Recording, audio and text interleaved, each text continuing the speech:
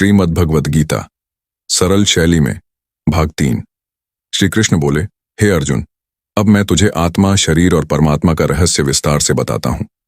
इस शरीर को क्षेत्र कहा गया है और जो इसे जानता है वही क्षेत्रज्ञ कहलाता है। शरीर में जन्म, आयु, बल, इंद्रियां, मन, बुद्धि और अहंकार हैं। आत्मा अमर है, न कभी जन्म लेती है न कभी मरती है। वह केवल देखती है और अनुभव करती है, पर कर्म में संलग्न नहीं होती। संसार में 3 प्रकार के गुण हैं, सत्व, रज और तम। सत्व शुद्धि, ज्ञान और शांति लाता है। रजोगुण कर्म और इच्छाओं में फंसाता है। तमोगुण आलस्य, अज्ञान और प्रमाद पैदा करता है। सत्व से प्रेरित कर्म मनुष्य को ज्ञान और शांति देते हैं। रजोगुण से कर्म बंधन और मोह बढ़ाते हैं। तमोगुण से आलस्य, अज्ञान और पतन आता है। जो व्यक्ति गुणों को जानकर कर्म करता है और फल की इच्छा त्याग देता है, वह मोक्ष की ओर बढ़ता है। जो सदा मुझ में भक्ति करता है, वह जन्म मरण के बंधन से मुक्त हो जाता है। भक्ति का मार्ग सबसे सरल है। यदि भक्ति करना कठिन लगे तो कर्म का फल मुझ में अर्पित कर दो।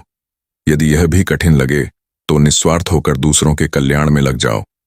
सच्चा भक्त करुणाशील, विनम्र, संयमी, क्षमाशील, संतोषी और सभी में समान भाव रखने वाला होता है। वह सुख दुख में समान रहता है, मित्र और शत्रु में भेद नहीं करता। मन, वचन और कर्म से सदा मुझ में स्थित रहता है। संन्यास और कर्म त्याग से मोक्ष प्राप्त होता है। यदि कोई केवल कर्म करता है पर फल की इच्छा छोड़ देता है, वह भी मोक्ष की ओर बढ़ता है। मन, बुद्धि और कर्म को मुझ में अर्पित करके अटल भक्ति रखो।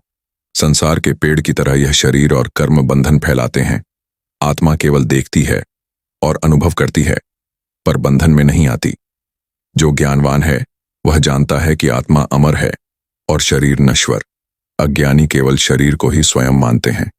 हे अर्जुन, मृत्यु के समय यदि सत्व प्रबल हो तो उच्च लोकों में जन्म मिलता है।